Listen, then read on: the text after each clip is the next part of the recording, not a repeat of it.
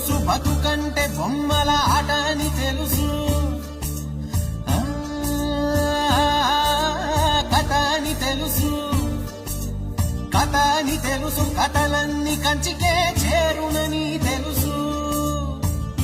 తెలుసు తెర తొలుగుతుందని, తెలుసు తెల్లారుతుందని, తెలుసు ఈ కట్టె పుట్టుకుమంటదని, తెలుసు ఈ మట్టి మట్టిలో కలిసిపోతదని,